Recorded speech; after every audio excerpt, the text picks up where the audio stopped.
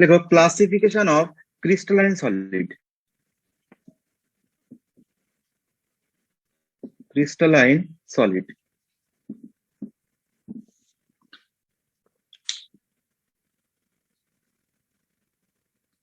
কেলাসাকার কঠিনের শ্রেণী বিভাগ। ঠিক আছে, দেখো কেলাসাকার কঠিন 4 টাইপস, 4 প্রকার। ঠিক আছে, কেলাসাকার কঠিন কত রকমের হবে বলো? 4 প্রকার। ফার্স্ট টাইপ লেখো molecular solid. Molecular solid, okay. Second type আসছে আয়নিক সলিড।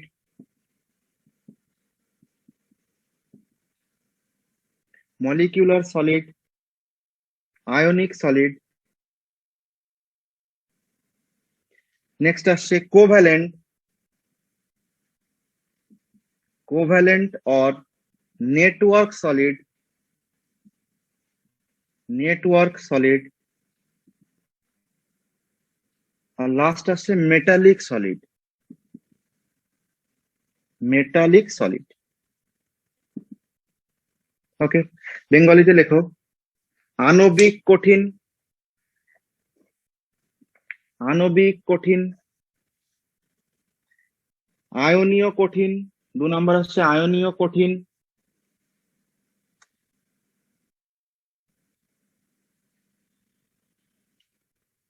লেখো সমযোজী বা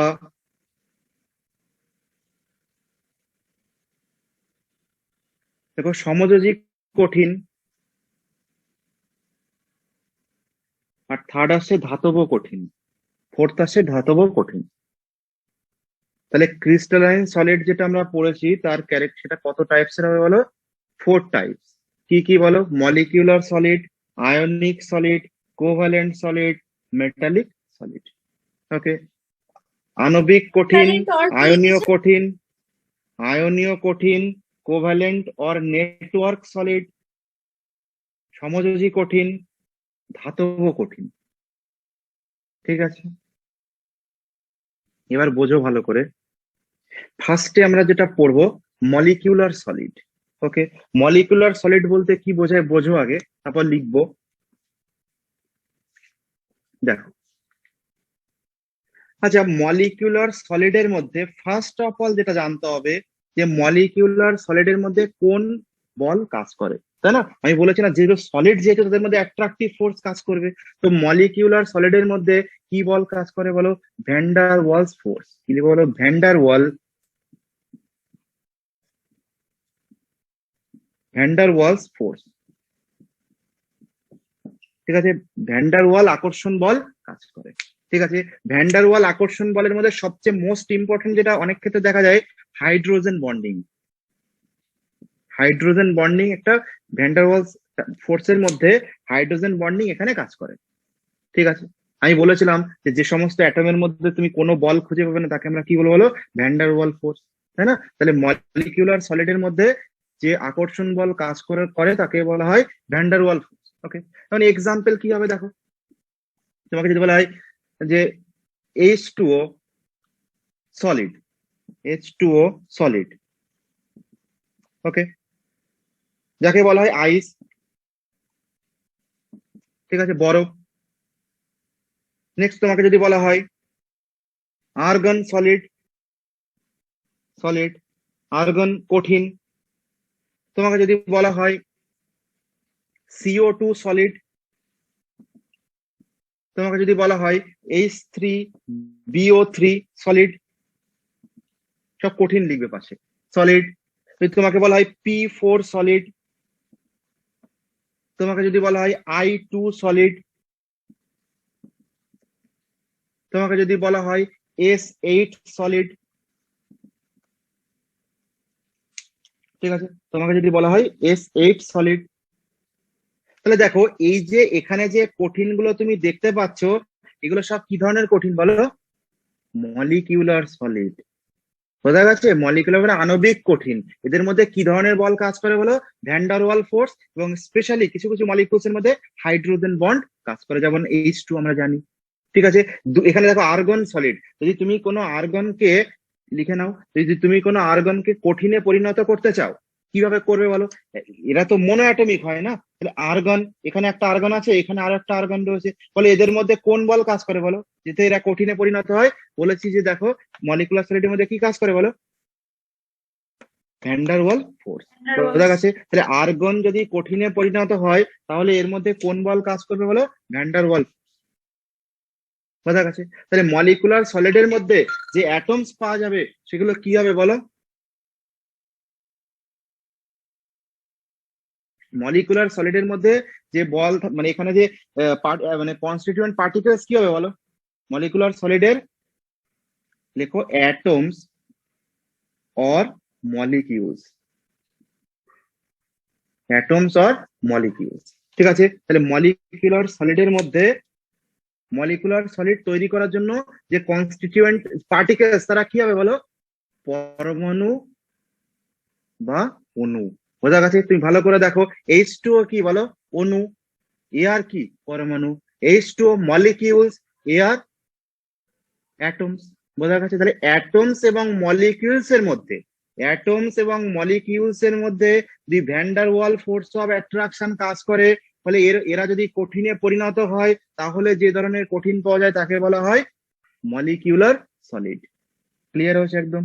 এক্সাম্পল দেখো, তুমি এখানে যাকেই নাও না কেন, H2O দেখো, আর্গন, মনে করো CO2 সলিড কিভাবে তৈরি হয়? মনে করো এখানে একটা CO2 মলিকুলস, এর পাশে আর একটা CO2 মলিকুলস, এরা যদি ভ্যান্ডার ওয়াল ফোর্সের মাধ্যমে কম কাছাকাছি চলে আসে, ফলে কি হবে বলো? এরা যে কঠিনে পরিণত, একে আমরা কি বলবো বলো? Molecular solid. তাহলে যখন কোনো অ্যাটমস অর মলিকিউলস ভ্যান্ডার ওয়াল ফোর্সের মাধ্যমে কাছাকাছি চলে আসবে এবং সলিডে পরিণত হবে, তাকে আমরা কি বলবো বলো? মলিকিউলার সলিড বা আণবিক কঠিন। বোঝা গেছে? এখানে প্রত্যেকটাই সেই ফর্মে আছে। এবার একটা প্রবলেম দেখো, স্যার ভ্যান্ডার মলিকিউলার ওয়াল সলিডটা ফোর্স। আরেকবার বোঝাবেন? হ্যাঁ, মলিকিউলার সলিডের বক্তব্য হচ্ছে অ্যাটমস বা মলিকিউলস হতে হবে। ঠিক আছে? যেমন মনে করো আর্গন কঠিন রয়েছে, আর্গন সলিড। তাহলে আর্গন সলিড কিভাবে পরিণত হবে সলিডে? তুমি আর্গনকে প্রেসারাইজ করে সলিডে পরিণত করবে, কিভাবে করবে? তাহলে আর্গন যখন কাছাকাছি আসবে, এদের মধ্যে কোন বল কাজ করবে? Van der wall force of attraction, van der Waals আকর্ষণ বল কাজ করবে। তাহলে ভ্যান্ডার ওয়াল আকর্ষণ বলের প্রভাবে দুটি আর্গন মলিকুলস যখন কাছাকাছি এসে কঠিনে পরিণত হবে, তখন তাকে আমরা কি বলবো? Molecular solid. কারণ এটা বলেছি, মলিকুলার সলিডের কন্ডিশন কি বলো? অ্যাটমস আর মলিকুলস হতে হবে, পরমাণু বা অণু হবে। এরা যদি কাছাকাছি আসে ভ্যান্ডার ওয়াল আকর্ষণ বলের প্রভাবে, ফলে কঠিনে পরিণত হয়, তাকে আমরা বলবো মলিকুলার সলিড। দেখতেই পাচ্ছ argon atoms, argon mono atomic, এরা যদি কাছাকাছি চলে আসে এবং কঠিনে পরিণত হয়, এর মধ্যে যে বল কাজ করে ভ্যান্ডার ওয়াল ফোর্স। এখানে CO2 যদি কঠিনে পরিণত হয়, তখন তাকে আমরা কি বলবো বলো? CO2 একটা মলিকিউলস, তাহলে CO2 মলিকিউলস যখন অনেকগুলো CO2 মলিকিউলস কাছাকাছি চলে আসবে এবং ভ্যান্ডার ওয়াল আকর্ষণ বলের মাধ্যমে পরস্পর কাছাকাছি থাকবে, তাকে আমরা কি বলবো? সলিডে পরিণত হয়ে যাবে। আর সলিডে পরিণত হলে এর মধ্যে যে বল কাজ করবে, তাকে আমরা বলবো ভ্যান্ডার ওয়াল ফোর্স। এই ভ্যান্ডার ওয়াল ফোর্স যেহেতু কাজ করবে, যেহেতু CO2 মলিকিউলস, এই মলিকিউলস হওয়ার জন্য একে আমরা কি বলবো? এই কঠিনটার নাম কি হবে? মলিকিউলার সলিড বা আণবিক কঠিন। বোঝা গেছে? আণবিক কঠিন কাকে বলা হয়? যেহেতু এ তো অণু, অণুর অণু কঠিনে পরিণত হচ্ছে, কিসের প্রভাবে বলো? ভ্যান ডার ফোর্সের প্রভাবে। তার নাম আমরা কি দেবো? অবশ্যই আণবিক কঠিন বলবো। আর আণবিক কঠিনের মধ্যে একটা স্পেশাল টার্মস আনতে হবে, যে অ্যাটমসও অনেক ক্ষেত্রে পার্টিসিপেট করে। কেন? কারণ নোবেল গ্যাস যদি কঠিনে পরিণত হয়, এটা তো মোনো অ্যাটমিক না, আর এখানে তো A আর 2 কখনো পসিবল নয়, তাই না? নোবেল গ্যাস কখনো কম্বাইন করতে পারে নিজেদের মধ্যে? কখনোই পারবে না, ওরা মোনো অ্যাটমিক গ্যাস। যে কারণে এখানে মলিকুলস কে একটু কারেকশন করে অ্যাটমস বলা হয়। ক্লিয়ার হয়েছে? তাহলে মলিকুলার সলিড কাকে বলা হয়? যখন কোনো মলিকিউলস বা অ্যাটমস এক্সেপশনালি যখন ভ্যান্ডার ওয়াল বলের প্রভাবে কাছাকাছি এসে কঠিনে পরিণত হয়, তখন তাকে আমরা বলবো মলিকিউলার সলিড। ঠিক আছে? স্যার অ্যাটমস এর ক্ষেত্রে মেটালসও তো স্যার করতে পারে। মেটালস অন্য জিনিস হবে, মেটালের ক্ষেত্রে মেটালিক সলিড হবে। মেটালের ক্ষেত্রে কেন এটা কি উইক মলিকুলার সলিড হবে? অ্যাট্রাকশন? তো অবশ্যই এটা আমরা ছোটবেলা থেকে পড়ে আসছি, ভ্যান্ডার ওয়াল ফোর্স উইক অ্যাট্রাকশন হয়, তাই না? যাই হোক, এটাকে নেগলিজিবল ধরা যাবে না। না। তাহলে নেগলিজেবল তাহলে সলিড হবে? সলিডের মধ্যে কি ধরনের ফোর্স কাজ করে বলো? একদম স্ট্রং ইন্টারমলিকুলার অ্যাট্রাকশন। স্ট্রং। তাহলে আমরা আগেই বলেছি, তাহলে বাবা যদি এটা সলিডে পরিণত হয়, তোমরাই বলো, তাহলে ভ্যান্ডারওয়াল ফোর্স নর্মালি উইক হয়, কিন্তু যখন এটা মলিকুল যখন খুব কাছাকাছি চলে আসবে, তখন স্ট্রং হবে। তাহলে তুমি আমাকে বলো, তাহলে এবার দেখো, তোমার উপরে একটা কোশ্চেন বলছি, বোঝো। এটা বোঝা গেছে? মুছে দিলাম। দেখো, এটা ভীষণ ইন্টারেস্টিং জায়গা, বোঝো। ভ্যান্ডার ওয়ালস বলের প্রভাবে যদি কঠিনেই পরিণত হয়, ভ্যান্ডার ওয়াল আকর্ষণ বলের ক্ষমতা যদি এতটাই বেশি হয় যে কি বলো, যে আই টু কি ফর্মে থাকে বলো? সলিড, এটা আমরা জানি। আই টুর মধ্যে কি ধরনের বল কাজ করে? দেখো আই আই, দেখো আই আই, কথা বেশি বলো না, দেখো আই টু, দেখো আই বন্ড আই, তার মানে কি আই টু এবং আর একটা I two, I bond I, দেখো এদের মধ্যে কোভ্যালেন্ট বন্ড রয়েছে। আই টুর মধ্যে কোভ্যালেন্ট বন্ড রয়েছে, কিন্তু যখন দুটো আই টু পরস্পর কাছাকাছি আসবে, দেখো এদের মধ্যে কি বল কাজ করবে বলো? ভ্যান্ডার ওয়াল ফোর্স, ভিএফ, ভ্যান্ডার ওয়াল ফোর্স কাজ করবে। যদি এদের মধ্যে ভ্যান্ডার ওয়াল ফোর্স কাজ করে, তাহলে আই টু কিসে পরিণত হচ্ছে? সলিডে। সলিডে পরিণত হচ্ছে। তাহলে তোমরা আমাকে বলো, আচ্ছা এফ টু, যখন দুটো এফ টু পরস্পর কাছাকাছি আসবে, এর মধ্যে কোন বল কাজ করবে বলো? কোন বল কাজ করবে? Van der VF। ওয়াল ফোর্স। তাহলে এফ টু কোনো অবস্থাতেই কঠিনে পরিণত, মানে এফ টু কঠিন অবস্থায় থাকে না, ফিজিক্যাল স্টেট, গ্যাস হয় আমরা জানি। এটা কি হয় বলো? গ্যাস হয়। কিন্তু আই টু নর্মাল কন্ডিশনে কি হয় বলো? সলিড হয়। তাহলে আই টু কি এমন অপরাধ করলো যে কারণে, সরি, এফ টু কি এমন ক্ষতি করলো যে ভ্যান্ডার ওয়াল ফোর্স ওকে কঠিনে পরিণত করতে পারছে না, কিন্তু আই টু কে কিসে পরিণত করতে পারছে বলো? সলিডে। এখানে বোঝার আছে, বুঝতে হবে যে এখানেও ভ্যান্ডার ওয়াল ফোর্স কাজ করছে আই টুর মধ্যে, ফলে আই টু সলিড। তাহলে এফ টু কেন সলিড হচ্ছে না? তাহলে আমাকে জানতে হবে যে এখানে কি ধরনের বল কাজ করে, বোঝো ভালো করে। এখানে এটা মাথায় রাখতে হবে তোমাদের যে ভ্যান্ডার ওয়াল ফোর্স কি ফ্যাক্টরের উপর ডিপেন্ড করে। ঠিক আছে, দেখো আমরা বলতে পারি, দেখো তো, VF, van der wall force directly proportional to, van der wall force directly proportional to molecular mass. লিখে রাখো, ভ্যান্ডার ওয়াল আকর্ষণ বল প্রপোর্শনাল টু আণবিক গুরুত্ব। এটা মাথায় রাখতে হবে, ভ্যান্ডার ওয়াল আকর্ষণ বল প্রপোর্শনাল টু আণবিক গুরুত্ব। কোন মলিকিউলস এর যত মলিকিউলার মাস ইনক্রিজ করে যাবে, তাদের অ্যাট্রাকটিভ ফোর্স তত স্ট্রং হবে, আর যত অ্যাট্রাকটিভ ফোর্স স্ট্রং হবে, তার ফিজিক্যাল স্টেট তত কঠিন হবে। বোঝা গেছে? এফ টু এর মলিকুলার ওয়েট কত বলো? এফ টু কত হয়, মানে ফ্লুরিন কত হয় বলো? ফ্লুরিনের অ্যাটমিক মাস কত? 18 18 18, হয় না আশেপাশে। হ্যাঁ ঠিক আছে, ঠিক আছে, অসুবিধা নেই, চলো 18 ধরে চলো, অসুবিধা নেই, আগে পরে হয়, এক্সাক্ট হবে না, যাই হোক। তাহলে ফ্লুরিনের 18, আর আয়োডিনের কত বলো তো? 127। বোঝা গেছে? আয়োডিনের অ্যাটমিক মাস 127, ফ্লুরিনের অ্যাটমিক মাস 18। তাহলে এদের মলিকুলার মাস বাড়লে কি হবে বলো? ভ্যান্ডার ওয়াল ফোর্স বাড়বে।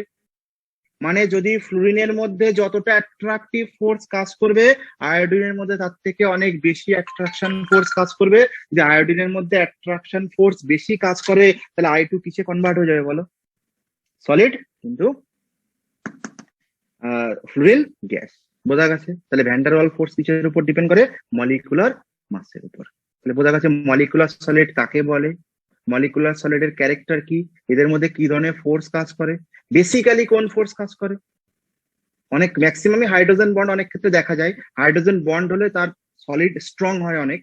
ঠিক আছে, চলো তাহলে আমাদের একটা হয়ে গেছে। মলিকুলার সলিডে পার্টিকেলস বা অ্যাটমস কে হয় বলো? মলিকুলার সলিডের ক্ষেত্রে অ্যাটমস বা পার্টিকেলস, এদের পার্টিকেলস কি হয় বলো? অ্যাটমস অর মলিকিউলস হবে। ঠিক আছে, চলো নেক্সট আসো, আয়নিক সলিড। মলিকুলার সলিডের পর আসো সেকেন্ড টাইপ, আয়নিক সলিড। দেখো আয়নিক সলিড কাকে বলবো আমরা? যদি কোনো আয়ন্স সলিডে কনভার্ট হয়, যেমন মনে করো NaCl, তার মানে কি Na plus Cl minus combine করে কি হয়েছে বলো? NaCl তৈরি করেছে। KCl, K plus Cl minus combine করে কি তৈরি করেছে বলো? KCl। ঠিক আছে, Na2SO4, তাহলে Na plus 2Na plus plus of SO4 2 minus combine করে তৈরি করবে Na2SO4। তাহলে Na2SO4 এর মধ্যে বলো কি ধরনের সলিড? Na2SO4 ionic solid. তাহলে যার কনস্টিটিউয়েন্ট পার্টিকেলস আয়ন্স, লাইক মানে ক্যাটায়ন্স এন্ড অ্যানায়ন্স, তাদেরকে আমরা কি বলবো? Ionic solid. ঠিক আছে, তো চলো ডেফিনেশন লিখে যেতে পারো, লেখো। আয়নিক সলিড কাকে বলবো আমরা? লেখো an ionic solid is one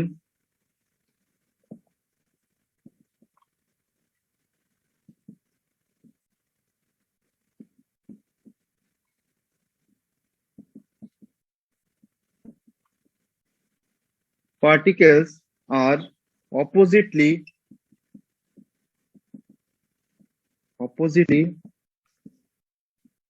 charged ions ব্র্যাকেটে cations or anions, এই cations and anions।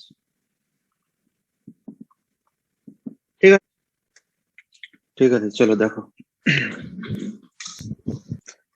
ডেফিনেশনটা লিখে নাও একবার। দেখো এ ধরনের কঠিনে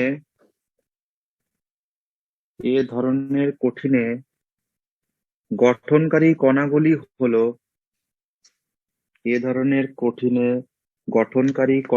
হলো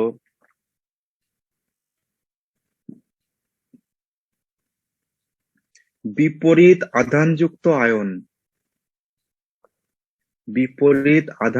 আয়ন ব্র্যাকেটে লেখো ক্যাটায়ন ও অ্যানায়ন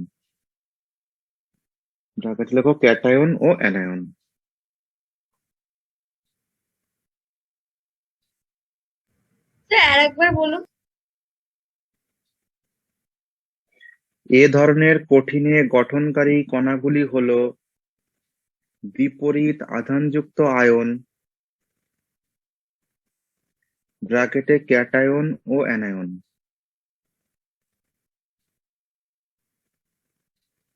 ঠিক আছে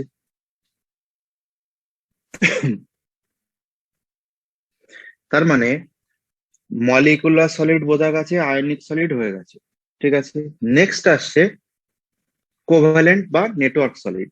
ওকে দেখো সমযোজী কঠিন, তোমরা আমাকে বলো যে কোনো সমযোজী যৌগ, মনে করো oxygen O2, nitrogen N2, fluorine F2, এরা সব সমযোজী মলিকুলস, তাই না? সমযোজী যৌগ কোভ্যালেন্ট মলিকুলস। তো কোভ্যালেন্ট মলিকুলস এর জেনারেলি ফিজিক্যাল স্টেট কি হয় বলো? কোভ্যালেন্ট মলিকুলস এর ফিজিক্যাল স্টেট জেনারেলি কি হয় বলো?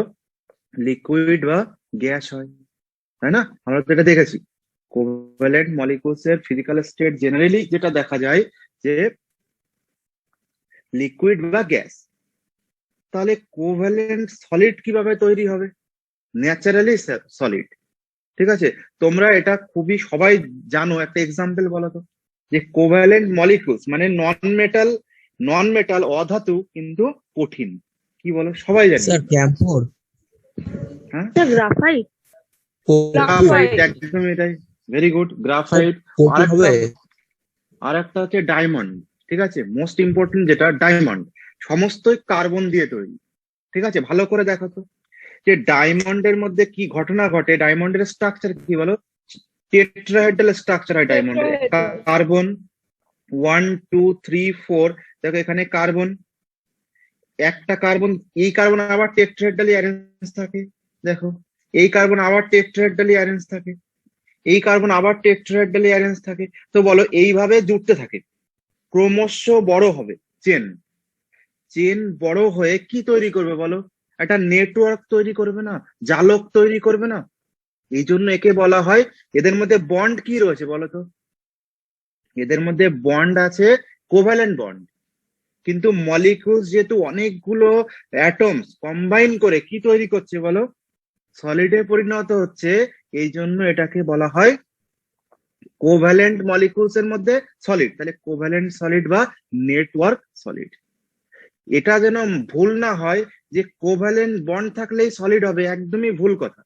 তাহলে তো নাইট্রোজেনও সলিড হতো, অক্সিজেনও সলিড হতো, তাই না? কোভ্যালেন্ট বন্ড থাকলে সলিড হবে না। যে এখানে কোভ্যালেন্ট মলিকিউলস যেটা তৈরি হয়েছে দেখো এর কোনো শেষ নেই, তাই না? এ জুড়তেই আছে, মানে কার্বন, অসংখ্য কার্বন জুড়ে গেছে, দিয়ে জালকের মতো তৈরি করেছে, নেটওয়ার্ক তৈরি করেছে। এই জন্য একে বলা হয় কোভ্যালেন্ট অর নেটওয়ার্ক সলিড। বোঝা গেছে? এই কোভ্যালেন্ট এবং নেটওয়ার্ক সলিড তৈরি হওয়ার জন্য মেন ক্রাইটেরিয়া জায়ান্ট মলিকিউলস হতে হবে, অনেক বড় মলিকিউলস হতে হবে, যেখানে নিজেদের মধ্যে পলিমার তৈরি করবে, অনেকগুলো অ্যাটম জুড়ে যাবে। এটা হচ্ছে ডায়মন্ডের স্ট্রাকচার। গ্রাফাইট হেক্সাগোনাল শেপে থাকে এবং লেয়ারের মধ্যে গ্যাপ থাকে বলে ওরা স্লিপারি ক্যারেক্টার হয়। মানে স্লিপারি ক্যারেক্টার না, লিখতে পারো ওটা দিয়ে, ঠিক আছে? তো দেখো তাহলে যাদেরই এরকম পলিমারিক ফর্ম তৈরি হয়, জায়ান্ট মলিকুলস তৈরি হয়, এরা কি তৈরি করে বলো? এরা কোভ্যালেন্ট বা নেটওয়ার্ক মলিকুলস তৈরি করে, সলিড তৈরি করে, ঠিক আছে? এরকম কি কি হয় এক্সাম্পল লিখে নাও। গ্রাফাইট হতে পারে, ডায়মন্ড হতে পারে, গ্রাফাইট, স্যার বলছিলাম ডায়মন্ড। কি কর্পূর হবে? কর্পূর? কর্পূরের মধ্যে কি এরকম পলিমারিক ফর্ম থাকে? ঠিক আছে, হবে না। দেখো ডায়মন্ড, গ্রাফাইট, ডায়মন্ড যেগুলো কমন এক্সাম্পল সেগুলো ডায়মন্ড, গ্রাফাইট, গ্রাফাইট। নেক্সট আসছে silicon carbide, silicon carbide, silicon কার্বাইডের স্ট্রাকচার SiC। নেক্সট আসতে পারে সিলিকা, সিলিকা যাকে SiO2 বলা হয়। Next boron nitride, Bn। এই কটা মলিকুলসই মুখস্থ রাখবে, যে diamond, graphite, silicon carbide, silica SiO2 আর বোরন নাইট্রাইড Bn, এগুলো সব পলিমারিক মলিকুল। SiO2 SiO2, হ্যাঁ, Si, এটা SO2 না, SiO2, সিলিকন কার্বাইড, ঠিক আছে? তো SiO2 এর স্ট্রাকচার কিভাবে হয় দেখো, এটা লিখে নিয়েছো। SiO2 এর স্ট্রাকচার আমরা এদিকে বানিয়ে দিচ্ছি, দেখো SiO2 কিভাবে থাকে। SiO2 হোল N ফর্মে থাকে, মানে কি দেখো এর যে পলিমার তৈরি এইভাবে তৈরি হয়। দেখো Si bond O bond Si bond O bond Si, দেখো অল্টারনেটিভ থাকে। এখানে আবার ও থাকবে, এখানে বন্ড ও বন্ড, এখানে ও বন্ড, এখানে ও বন্ড, এখানে ও বন্ড, এদিকে ও বন্ড, এখানে ও বন্ড, এদিকে ও বন্ড। দেখো তো এইভাবে এর কি কোনো শেষ হবে? ভালো করে দেখো তো, এইভাবে জুড়তেই থাকবে, লং চেন তৈরি করবে। এদিকেও কম্বাইন করবে, নিচে কম্বাইন করবে, উপরে কম্বাইন করবে, সাইডে কম্বাইন করবে। তাহলে SiO2 ইনফাইনাইট নাম্বারের SiO2 মলিকুলস কম্বাইন করে জায়ান্ট মলিকুলসে কনভার্ট হয়ে যাবে। ফলে এই কারণে কি হয়ে যায় বলো? নন মেটাল। সিলিকন কি মেটাল? নন মেটাল। কার্বন কি মেটাল? নন মেটাল। কিন্তু এরা জায়ান্ট মলিকুলস তৈরি করছে, যে কারণে এরা সলিড ফর্মে থাকে। এক্সাম্পল গুলো মুখস্থ করে রাখবে, MCQ দেয় এক্সামে, ঠিক আছে? তাহলে এরা জায়ান্ট মলিকুলস তৈরি করে, যে কারণে এদের ফিজিক্যাল স্টেট কি হয়ে যায় বলো? কঠিন। তার মানে কোভ্যালেন্ট সলিড মানে এটা নয় যে অনেকে বলে কোভ্যালেন্ট বন্ড থাকলেই সলিড, একদমই না। কোভ্যালেন্ট তো নাইট্রোজেনের মধ্যে কোভ্যালেন্ট বন্ড, নাইট্রোজেন তো 3খানা কোভ্যালেন্ট বন্ড রয়েছে, অক্সিজেন আবার ডাবল কোভ্যালেন্ট বন্ড। তাহলে কি সলিড ফিজিক্যাল স্টেট না। বক্তব্য হচ্ছে জায়ান্ট মলিকুলস তৈরি করতে হবে, কিন্তু মলিকুলস এর মধ্যে বিশেষ ক্যারেক্টার কোভ্যালেন্ট বন্ড থাকবে। এই জন্য এদেরকে বলা হয় covalent or network solid. Example করে লিখে নেবে। তো ডেফিনেশন আমরা কি লিখবো বলো কোভ্যালেন্ট অর নেটওয়ার্ক সলিডের? তো লেখো,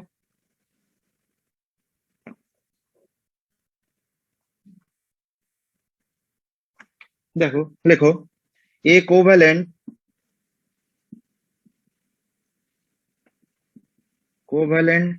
or network solid is the one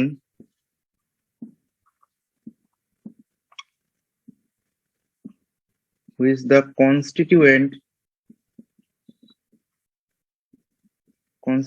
particles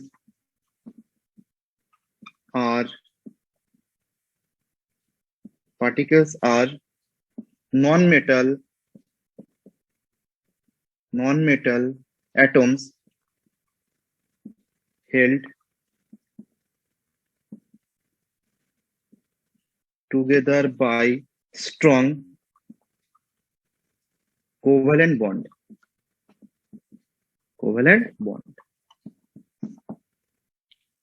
ঠিক আছে, বেঙ্গলিতে লেখো।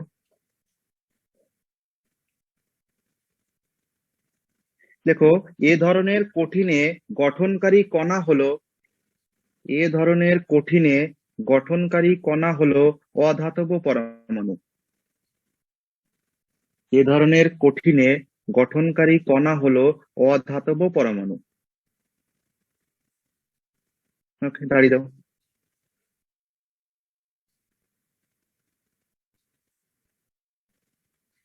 এ ধরনের কঠিনে গঠনকারী কণা হলো অধাতব পরমাণু। দাঁড়িয়ে দিয়ে লেখো কঠিনের মধ্যে পরমাণুগুলি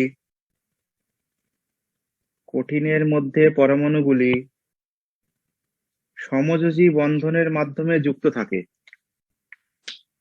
কঠিনের মধ্যে পরমাণুগুলি সমযোজী বন্ধনের মাধ্যমে যুক্ত থাকে এবং পরস্পর সংলগ্ন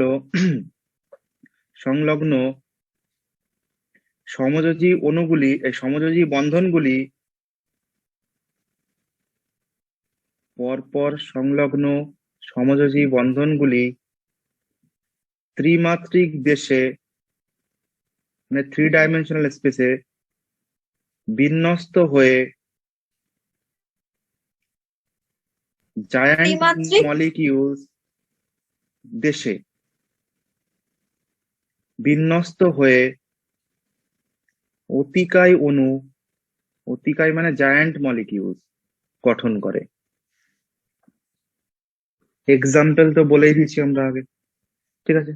নেক্সট আসছে আমাদের লাস্ট টাইপ, মেটালিক সলিড। তো মেটালিক সলিড কাকে বলবো বলো? মেটালিক সলিড ধাতব কঠিন। তো ধাতব কঠিন কাকে বলে বলো? কেউ বলতে পারলে বলো দেখি, ধাতব কঠিন কাকে বলে? মানে এটা তো এটা খুব মেটালয়েডের easy হয়, ব্যাপার। মেটালয়েড। বোঝো ভালো করে, মেটালিক সলিড কাকে বলা হয়? আমরা তো সবাই জানি, এত 3খানা পড়ানো হয়ে গেছে, molecular solid, ionic solid, covalent solid, next আছে মেটালিক। এই টাইপের কিছু হ্যাঁ বলো, সোনা। শোনা। হ্যাঁ, সব যে কোনো কিছুই হতে পারে। যে কোনো মেটালের মধ্যে যে বন্ড থাকে সেটাই তো মেটালিক বন্ড থাকে। আর যে সলিড তৈরি হচ্ছে, সোডিয়াম কি ভেপার ফর্মে থাকে নাকি? লোহা কি লিকুইড ফর্মে পাওয়া যায়? গোল্ড কি গ্যাসে থাকে? তো মেটাল তো সবই সলিড ফর্মেই থাকে। তো ওর মধ্যে যে বন্ড থাকে তাকে কি বলা হয়? Metallic bond. আমার প্রশ্ন ওখানে না, আমার কোশ্চেনটা আছে ওর মধ্যে কিভাবে বন্ড তৈরি। মেটালের মধ্যে দুখানা, মনে করো সোডিয়াম সোডিয়াম তো মেটাল, তাহলে দুখানা সোডিয়ামের মধ্যে এতটা স্ট্রং ফোর্স কাজ করে যে ও মেটাল সলিডে থাকে? বক্তব্য বুঝো, এক্সাম্পল নাও তারপর বোঝাচ্ছি। দেখো ভীষণ ইন্টারেস্টিং জায়গা। এক্সাম্পল মনে করো যে কোনো মেটাল হতে পারে, জেনারেলি গোল্ড নাও, সিলভার নাও, গোল্ড, সিলভার, আয়রন, এফি এক্সেট্রা, এগুলো সব মেটালিক বন্ড, মেটালিক সলিড, মানে এরা মেটাল এবং সলিড ফর্মে থাকে, এই জন্য এটা মেটালিক সলিড। প্রবলেম আসছে এখানে যে যখন তখন অ্যাড হলে পড়া বুঝতে পারবে কিছু।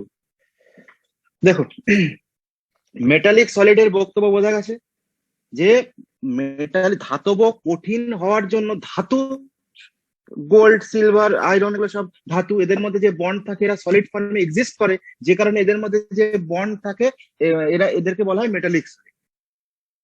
তো ধাতুর মধ্যে যে বন্ধন থাকে তাকে ধাতব বন্ধন বলা হয়, এবং একে কঠিনে পরিণত হয়, এই সমস্ত বললে হবে না। বক্তব্য হচ্ছে যে এখানে গোল্ড বলো, সিলভার বলো, আয়রন বলো, সোডিয়াম, পটাশিয়াম, ম্যাগনেসিয়াম, যে কোনো মেটাল এক্সেপ্ট মার্কারি, ঠিক আছে, বাকি সবই সলিড ফর্মে এক্সিস্ট করে আমরা জানি। তো বক্তব্য হচ্ছে এদের সলিড ফর্মে থাকার কারণ কি, কি এমন এর মধ্যে কাজ করে যেখানে সলিড তৈরি হয়, ভালো করে বোঝো। চল ডেফিনেশন পরে আস, আগে বুঝে নাও। মনে করো সোডিয়াম সলিড নাও, Na সলিড, ঠিক আছে। সোডিয়াম সলিড কিভাবে তৈরি হয় দেখো, বোঝো সোডিয়াম সলিড কিভাবে তৈরি হয়। তো বক্তব্য হচ্ছে এখানে একটা সোডিয়াম রয়েছে, তার পাশে আরো একটা সোডিয়াম রয়েছে, এদের মধ্যে আকর্ষণ বল কাজ করছে, ফলে সলিডে পরিণত হচ্ছে, তাই না? এখানে কি এদের মধ্যে কোনো নেগেটিভ পজিটিভ আধান আছে? নেগেটিভ পজিটিভ আধান আছে? নেই। তাহলে এদের মধ্যে অ্যাট্রাকটিভ ফোর্স কোথা থেকে কাজ করছে? এর মধ্যে কি কোনো বন্ড আছে? না। না তো দুখানা সোডিয়ামের মধ্যে কোনো বন্ড আছে, না তো এদের উপর কোনো আধান আছে, তাহলে এদের মধ্যে কি ধরনের ফোর্স কাজ করছে বলো? কোনো আকর্ষণ বলই কাজ করছে না। আর যদি এদের মধ্যে আকর্ষণ বল কাজ না করে তাহলে সোডিয়াম ভেপার ফর্মে থাকার কথা। তাহলে কিভাবে এর মধ্যে কঠিনে পরিণত হয় দেখো, বোঝো কি ঘটনা ঘটে। ভীষণ ইন্টারেস্টিং থিওরি। বক্তব্য হচ্ছে সোডিয়াম বা যে কোনো মেটাল, প্রথমে একে আগে ইলেকট্রনিক কনফিগারেশন করো, কি পাবো দেখো। সোডিয়ামের atomic number 11, that is 1s2, 2s2, 2p6, 3s1। ঠিক আছে, লাস্ট যে শেল থাকে তাকে কি বলা হয় বলো? লাস্টে যে শেল থাকে তাকে বলা হয় ভ্যালেন্স শেল। ভ্যালেন্স সবাই শেল। জানি, একদমই তাই। তো লাস্টের শেলের নাম লেখো ভ্যালেন্স শেল। এই শেলটাকে কি বলা হয় বলো? Valence shell.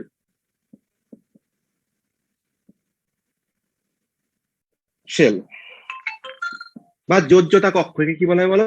যোজ্যতা কক্ষ। ভ্যালেন্স শেল বা যোজ্যতা কক্ষ। আর এই ভ্যালেন্স শেলের আরেকটা নাম কোর ইলেকট্রন।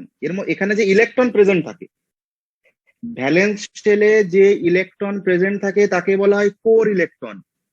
কোর ইলেকট্রন মাথায় থাকে যেন, লিখে রাখো।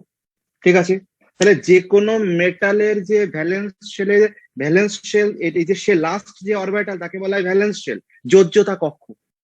আর যোজ্যতা কক্ষে যে ইলেকট্রন প্রেজেন্ট থাকে তাকে বলা হয় কোর ইলেকট্রন বা যোজ্যতা ইলেকট্রন, ভ্যালেন্স ইলেকট্রন। ঠিক আছে, এবার দেখো, যখন তোমরা জানো যে কোনো মেটালই কি করে বলো, ওর ভ্যালেন্স ইলেকট্রনকে ইজিলি লস করতে পারে। মানে এই ইলেকট্রন অটোমেটিক্যালি ব্রেক করে, কারণ এর আয়োনাইজেশন এনথালপি কি হয় বলো, খুবই কম হয় মেটালের। ফলে এ কি করে বলো, এর ভ্যালেন্স ইলেকট্রনকে রিলিজ করতে পারে, ইজিলি লস করতে পারে। তো কি ঘটনা ঘটে দেখো, যখন কোনো সোডিয়াম সলিড ফর্মে আসতে যায়, তো দেখো, যখন কোনো সোডিয়াম কি করে বলো সলিড ফর্মে হবে, তো সোডিয়াম কি করে দেখো, ও ফার্স্টে ওর ইলেকট্রন লস করে দেয়, Na++ অফ ই।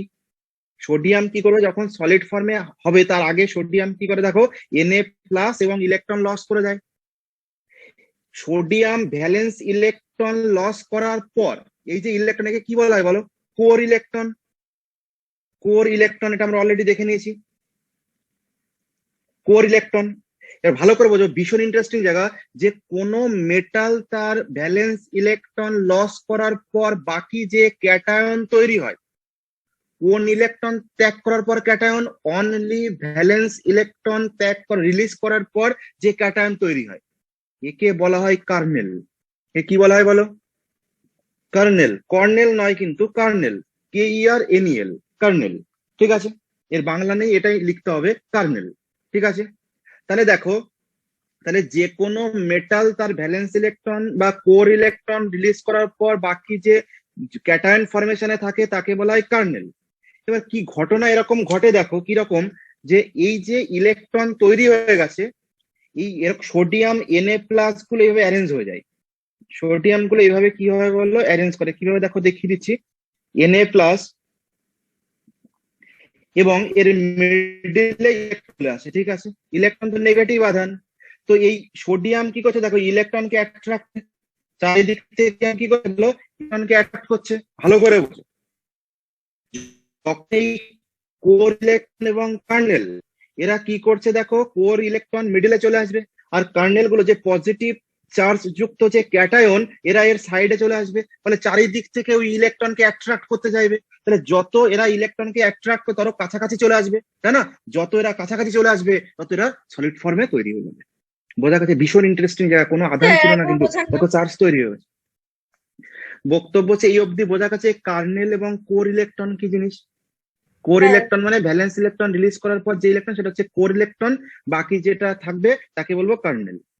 এর বক্তব্য হচ্ছে এটা যখন সলিড ফর্মে তৈরি হয়, তো ক্যাটায়ন গুলো মিডিলে থাকে, ইলেকট্রন মিডিলে বলে না, এর চারিদিকে ইলেকট্রন থাকে, এবং এই ইলেকট্রনকে অ্যাট্রাক্ট করার জন্য সোডিয়াম প্লাস Na+ যে কার্নেল গুলো রয়েছে, এই কার্নেল গুলো কি করে, ওই সোডিয়ামকে অ্যাট্রাক্ট করে।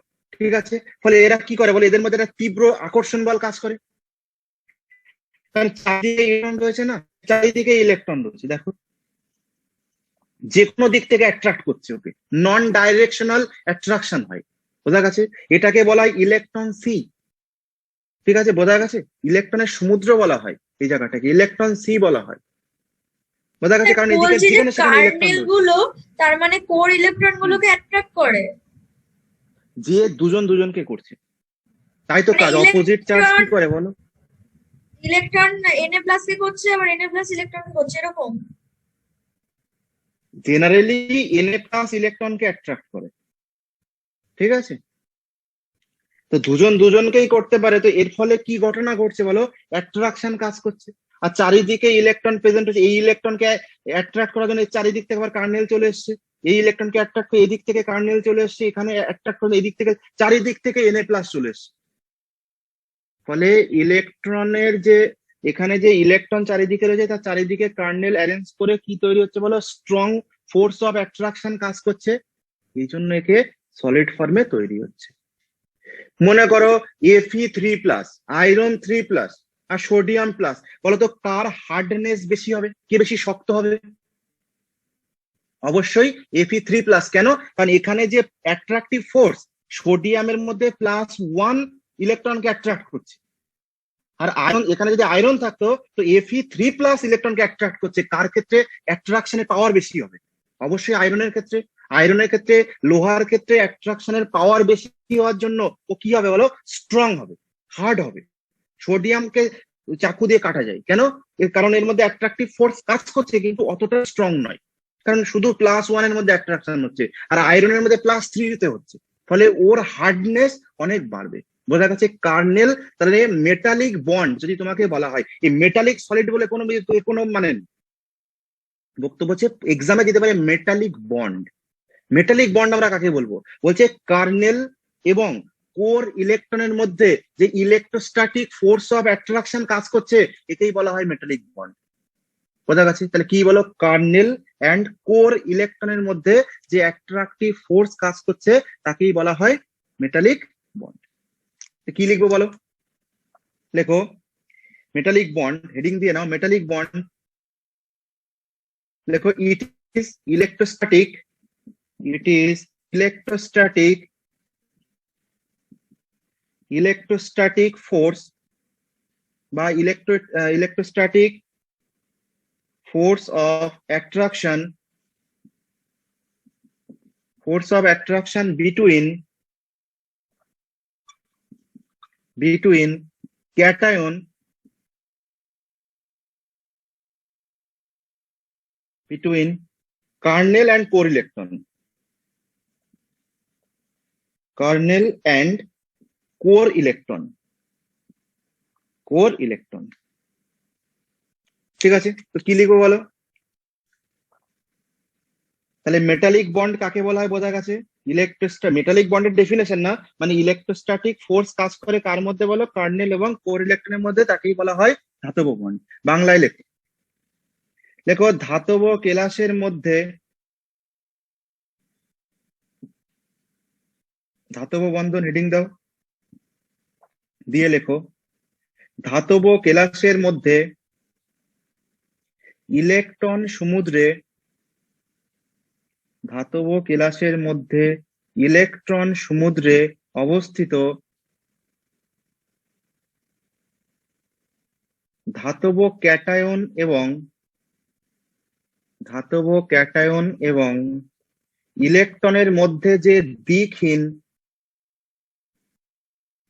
ধাতব ক্যাটায়ন এবং ইলেকট্রনের মধ্যে যে দিকহীন আকর্ষণ বল ক্রিয়া করে তাকে ধাতব বন্ধন বলা হয়। এই ক্যাটায়নকে কি বলা হয় বলো? কার্নেল। বোঝা গেছে মেটালিক বন্ড কাকে বলা হয়? কোন রকম কনফিউশন হলে জিজ্ঞাসা করো।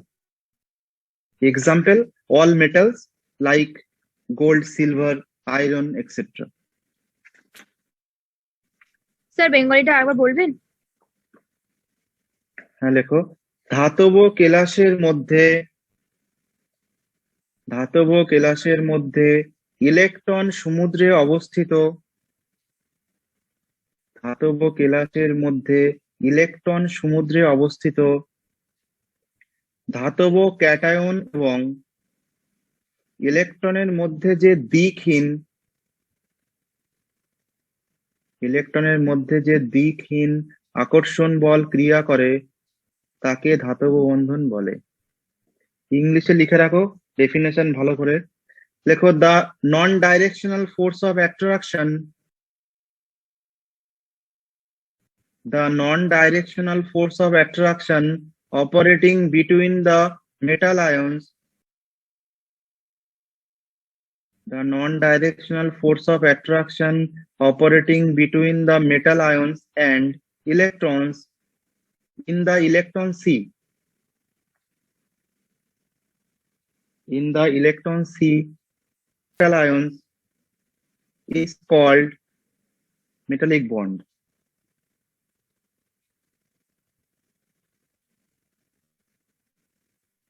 ঠিক আছে, স্যার the আরেকবার solid একটু রিপিট করুন। হুম